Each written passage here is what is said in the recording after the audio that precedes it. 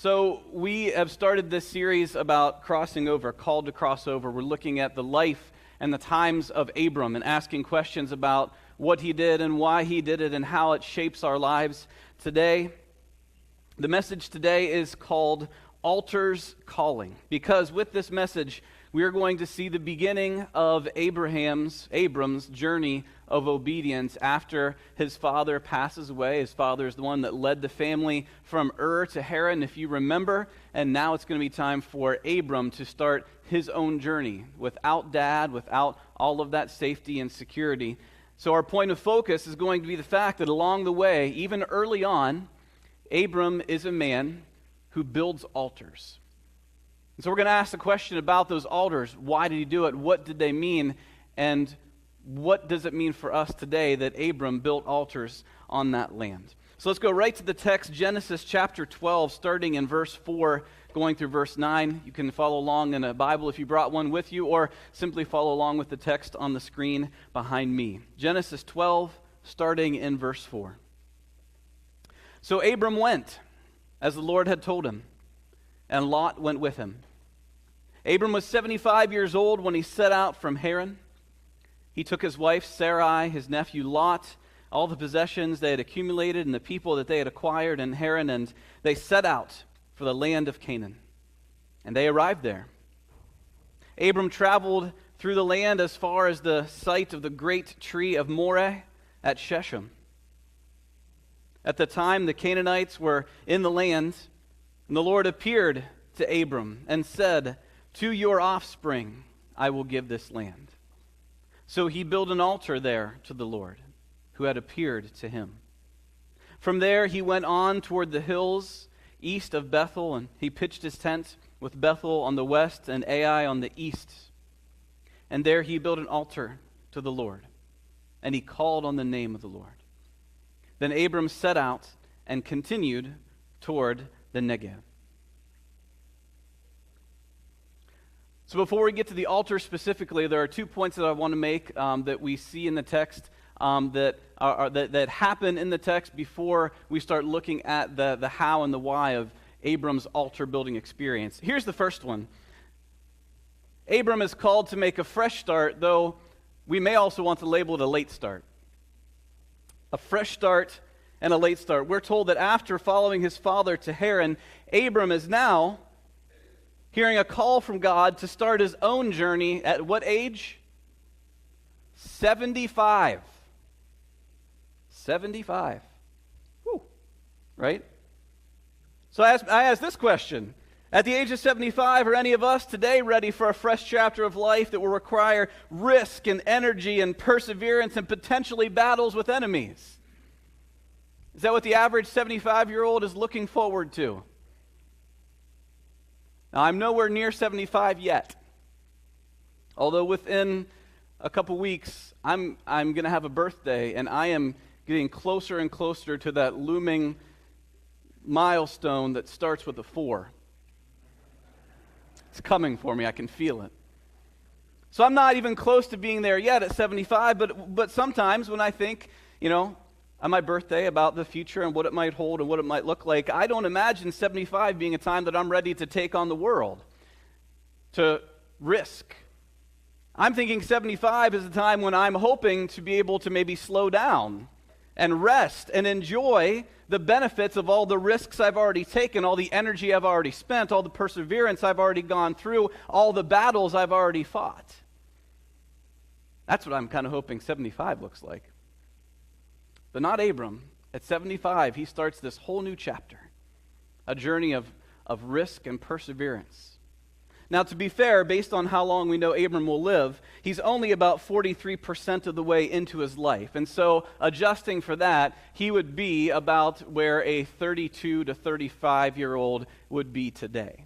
So it's not quite the same. It's not a one-to-one comparison. But I would say this still, once you reach your mid-30s, which I'm quickly exiting, as I've already mentioned, you start to hope that life slows, that there's a rhythm to life, that there are roots that you're putting down in your life on average. So even that still, I look at that and I go, wow, Abram was being asked to uproot a whole lot for this fresh start, kind of midstream.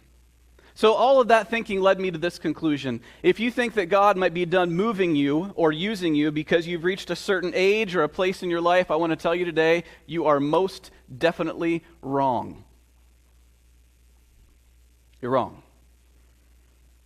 If you think that when you hit this certain milestone age or this certain place in life that God is done moving you and using you as He sees fit, calling you into new and fresh chapters and adventures that, yes, maybe will involve some risk and some upsetting of whatever apple cart you've built up in your mind.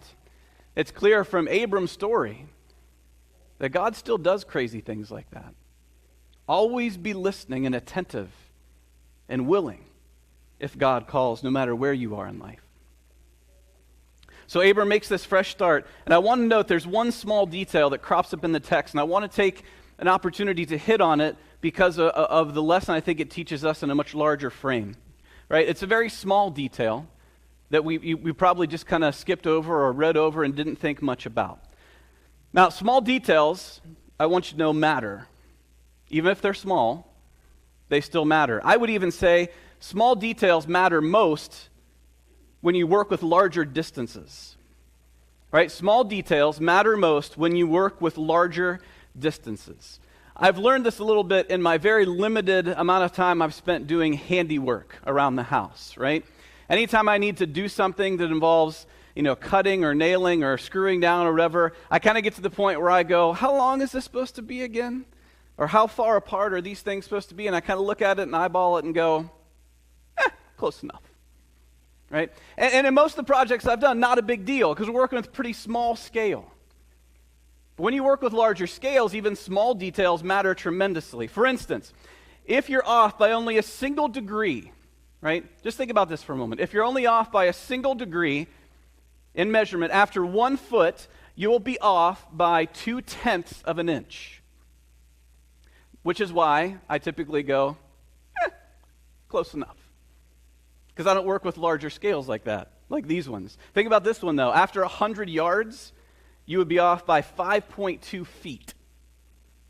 Just by 1 degree, 5.2 feet. As the distance gets greater, it gets to be a bigger problem. Now, I do have a little bit of experience with this because during the summers, during my college years, I worked at my dad's shop here in town at Electric Furnace, and they built these gigantic industrial-sized furnaces for brazing, I think it was called. I don't remember. I try and block a lot of that out if I can. But they had this huge rollers inside that hundreds and hundreds of feet long. And I remember as a college student, I always got volunteered for the really fun job of when the furnace was almost completed, I'd have to crawl inside and over and under all these rollers and take this tiny little device, a little piece of metal with a bubble on it for leveling, and I'd have to set it on top of the roller, each one, and talk over a walkie-talkie to some guy who was at the very front of it. He's looking through some sort of telescopic device, it seemed to me. I have no idea what that was called either. But I'd have to go roller by roller in the dark so that he could get measurements to make sure that everything was precise. Because after 300 or 400 feet, it makes a big difference. I won't tell you how many times I may have fallen asleep during that part of the job, because you put a college student in a very dark place at 6 o'clock in the morning, probably not going to go well, right? But distance makes things, the small details matter a lot. Let's keep going. After a mile, you'll be off by 92.2 feet. 1 degree. If you travel from San Francisco to Los Angeles, pretty close together in the same state, 1 degree puts you off by 6 miles. Let's go further. If you go from San Francisco to Washington, D.C., and you're off by only 1 degree, you'll end up on the other side of Baltimore, 42.6 miles away from where you intend to be. That small detail gets pretty big. Let's go even bigger. If you travel around the globe from Washington, D.C., and come back, and you're off by 1 degree, you're going to miss D.C. on the return trip by 435 miles. You'll end up in Boston. You can have some lobster. But you won't be where you intended to be. If you get in a rocket and you go to the moon, and you're off by only 1 degree, you'll end up off by 4,169 miles. Twice the diameter of the moon. If you go to the sun from here and you're off by just 1 degree, you would miss the sun by over 1.6 million miles. over twice the diameter of the sun.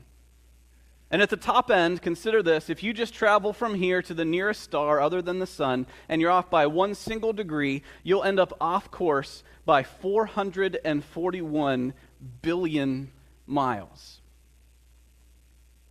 120 times the distance between here and Pluto. So small details over the span of large distances become more and more important. Now, why do I say all that? Because there's a small detail in this story, this ancient story, that over thousands of years became really, really important. And we find it when we read this word, that Abram, taking from his journey, we're told he took possessions and, what else? The people that he acquired. The people that he acquired. If that sounds like it's referencing slavery, it is. Now, some of them may have been servants, some of them may have been paid somehow, but almost certainly some of them would have been slaves. So we come face to face with this small detail that Abram owned and took with him slaves. A very not big deal in the ancient world. When this story is being told and written down and shared for generations and thousands of years, not a big deal. Slavery was considered normal. It looked different than maybe we imagine it, but for thousands of years it was considered normal and acceptable, right? Now, if you think that this is the last time Abram will do or say something that ruffles our contemporary feathers, I want you to know that you're wrong about that. But that small detail ended up being very, very huge thousands of years later to people like our Quaker forerunners, people like John Woolman, who took the long view of Scripture and said, yeah, even though explicitly we're told that Abram owned people, and the law of Moses includes things that tell you how to regulate the slavery, even to the point where how badly can you beat your slaves? You'll find it there, right? And even when you get to the New Testament, what's the general rule of thumb? Slaves, obey your masters. And the reason I bring all of this up is because we need to be able to articulate to people when they ask. And if you haven't had a conversation like this, you will. When somebody says, how can you believe in and follow the Bible when it endorses slavery? And please don't try and just avoid the question or ignore it. That makes things worse. We need to be able to understand how over the long haul, Christians started to wake up to the deep undercurrent in Scripture, that every person is created in God's image. But it took a long time. It's only been within the past 200 years or so that people like Woolman and Wilberforce and others started to say, no, this is an evil thing, an evil and sinful thing, even though it receives endorsement all the way through the New Testament. We need to be ready to have those kind of conversations with outsiders, to explain to them how the Bible is still crucially valuable and important and inspired. Even though we find things like this in there, these trouble spots, don't ignore them. Be ready to engage in those conversations about how things turned and changed, because those small details end up making a large difference. All right, so now we get to the actual altar building, right? Abram traveling with his caravan with him, and he builds altars. So I want to look at why Abram did so and what it means for us. The first altar that he built, the first calling that we receive from an altar here in this story is that it's used to remember God's presence. We're told simply that the Lord appeared to Abram. The Lord appeared to Abram. Now in verse 1 of this chapter, we hit on the idea that the Lord said something to Abram. But now things get intensified just a little bit, because it's not just God saying something to Abram. We're told that God appears to Abram. In theology, we call this a theophany, an appearance of God. Now, we don't know what this appearance looks like. We don't know, like with Moses, we know, burning bush, right? We don't know. We're not told the details of what this appearing of God looked like to Abram. We have no idea. But all we do know is that it is very clear that God is present with Abram in that place. And as a result, Abram builds an altar. Now that altar, we're not told that there was any sacrifice on it. It's possible that there was. We don't know for sure. There are other instances in the Old Testament where altars were built and sacrifices were not made. I would like to believe that this altar is primarily built because it's a marker of this moment. That Abram did not want to forget this moment where God appeared to him, this place where God appeared to him, where the presence of God was felt in a very powerful and a very deep way. There's an old Celtic Christian term for places where God feels especially near. It's the term, the thin places of life. The thin places. And they call it that for this reason. The idea being that heaven and earth are a lot closer than we think. And in those thin places are where you start to feel like those worlds are really starting to touch. Where the walls of the world are kind of crumbling and you feel the realness, the power of God's presence. And it humbles you and it changes you. These thin places are something that I think many of us have experienced. We can think and point back to times when we felt God so clearly present among us. I read an article written by a non-religious journalist, so somebody who has no belief in God or anything like that, but he had heard about these thin places, and he said he had an experience like this. So listen to these words from an outsider, from someone that wouldn't affirm anything about God or Jesus, but this is what he talks about when he experienced something like this. He went to visit, just as a tourist, the painting, Da Vinci's painting of the Last Supper. And he said, when I did that, this is what happened. He said, we're in the territory here of the ineffable, the stuff we can't express, because it's beyond the power of language to do so. That's a journalist saying that. Explanations aren't merely useless, they threaten to get in the way. The experience of a thin place feels special because words fail, leaving stunned silence. Anybody who goes through life with an open mind and open heart will encounter these moments of revelation, moments that are saturated with meaning, but whose meaning cannot be put into words. Those thin places. I think that's what Abram was experiencing, and as a result, in that stunned silence, he built this altar, marking this place in this time where God was powerfully present with him. And I'm going to ask this question again at the end, but I want you to start considering which moments in your life can you remember that were your thin places? Where you just felt heaven and earth were just kind of starting to touch. Maybe it was a moment of worship, maybe some place in the wilderness where God spoke to you. Maybe, I know for me, one of mine was when my children were born, and you just, like, life is just happening, and everything else kind of fades. Where are your thin places? Moving on, another altar calling, God's promises, the celebration of God's promises. Because God reaffirms this promise to Abram in this place, to your offspring I will give this land. To your offspring I will give this land. So what does this promise mean? It means a lot of things. First of all, this promise means that Lot, though beloved by Abram, will not be the path for God's blessing. Did you notice at the beginning of what we read today, it mentions not once but twice that Lot comes with him, that Abram brings Lot.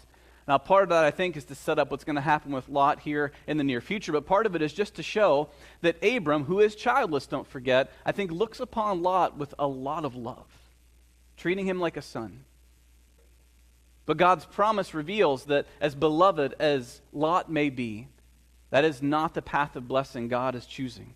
It's another reminder that Sarai's barrenness will not last forever. It's a promise that's received by Abram but won't be realized in his lifetime. To your offspring I will give this land. You may not see all the fruits of this, but those who come after you will. And it's a promise that's given while the enemy is still in control of the land. All right? Did you notice that really quick mention in verse 6, who's still in the land? The Canaanites are still there. And so Abram is walking around believing God's promises, though he's in the midst of enemy territory. And you know what? So are you. You're walking around a place where the enemy of God still has tremendous power.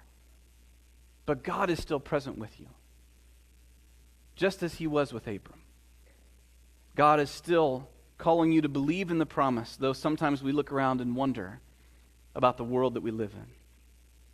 So consider these questions. We'll revisit them at the end. In what ways has God fulfilled his promises to you? And maybe what promises are you still waiting to see fulfilled by God? Another calling of this altar that Abram builds, when he builds his second one, we're told that he raises his voice. We're told that he called on the name of the Lord when he built this second altar. And what I love about this one is that Abram's worship of God, we can see firsthand, was both action and word, not one or the other. Because when Abram felt and celebrated God's presence, he built an altar with his hands, but he also raised his voice.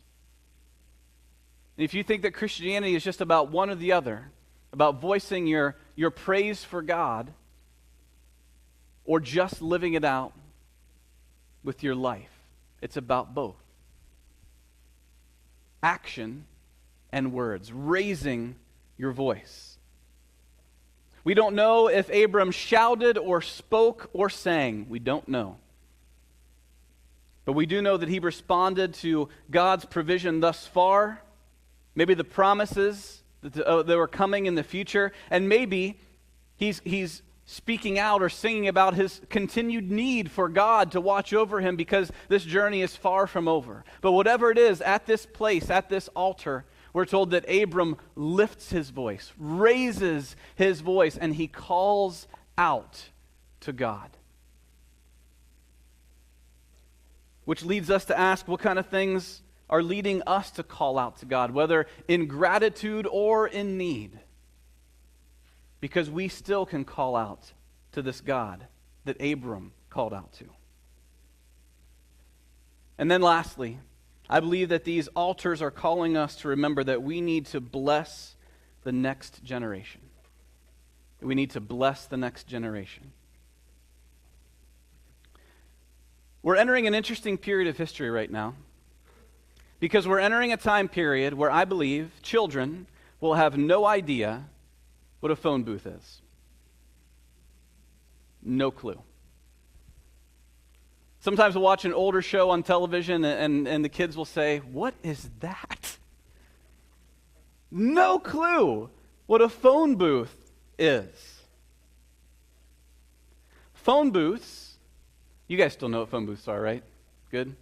CJ, probably not you. Do you know what a phone booth is? He's not sure. But a phone, it's something that's really lodged in our cultural memory, isn't it? It means something you expect, something that's normal, something that's natural. It had a really good 100-year run. Around the turn of the 20th century is when they started to get installed more regularly, and through the 20th century they got used quite a bit. Companies would pay thousands of dollars to a city to allow them to install a phone booth, knowing that the revenue from the usage of that booth would be huge. Because nobody had these magical devices in their pockets that could make phone calls yet. And so these companies paid thousands of dollars, and they went up everywhere. They're so lodged in our cultural consciousness that they're part of our entertainment even, right? There's one particular character, if you remember, he needs to use a phone booth in order to have a sort of costume change. Anybody? Yeah, Superman. Superman and phone booths just simply go together. You watch the cartoons or the shows and you know that's a connection. Now, a little bit lesser connection that maybe some of you know, there's a couple guys named Bill and Ted who went on quite an excellent adventure, and it involved a phone booth. Not quite as well known probably as the one from the Superman days. But they're lodged, those ideas of phone booths, they are lodged in our collective cultural memories. But today, they're almost extinct. The phone booths that do exist are being converted to Wi-Fi hotspots, or they're being kept around just because of the ad revenue that they provide. People actually make 3 times more money on ad revenue from the phone booth than they do from people actually using the phone booth. So why do I say all this? Because passing a phone booth today is simply now an opportunity to tell the kids or the grandkids about the time before everybody had a phone in their pocket, right? That's all they really represent, is a way to have an opportunity to tell a story to kids or grandkids or great-grandkids about what life was like before cell phones and why phone booths were important. And what I want you to know about these altars that Abram is building is that this is not the only time that he will pass by these places in his journey. And I fully believe that each time Abram passes these altars with his caravan, that, spoiler alert, will eventually include children, it is an opportunity for Abram to tell the story of God's presence in his life. Every time his caravan passes that altar, I can just see one of the kids or grandkids saying, Grandpa Abe, what's that pile of rocks over there? And him having the opportunity to say, in this place, at this one time, let me tell you about how God showed up in a powerful way. What kinds of stories are you telling your children and your grandchildren to strengthen their faith? So let's close with these 4 questions that I want us to consider before we sing a couple more songs together. I've already asked all of them to get you thinking, but I want to put them all up on the screen for just a moment. First of all, what moments in your life can you point to that were thin places for you? Those places where it seemed like heaven and earth were colliding because God's presence was so real. In what ways has God fulfilled his promises to you? Or maybe what promises are you still waiting to see fulfilled? Maybe like Abram, you're celebrating some, and maybe you're waiting for more to be realized. What kinds of things are leading you to call out to God, whether it's in gratitude or in need? Abram called out to God around these altars that he built. And then lastly, like we just spoke about, what kinds of stories are you telling your children or your grandchildren to strengthen their faith? How are you utilizing these phone booth moments, these altar moments, to bless that next generation with the way you've experienced life with God? So what I'd like to do is take our normal time of reflection to pray, to consider these questions, and then I'm going to pray to close us, and then we're going to have a couple more songs, and we are going to actually do some altar building ourselves to kind of come right off the sermon, and I'm going to explain that in a moment. But for now, just take a moment of silence to consider these things, and then I'm going to pray, and we'll sing.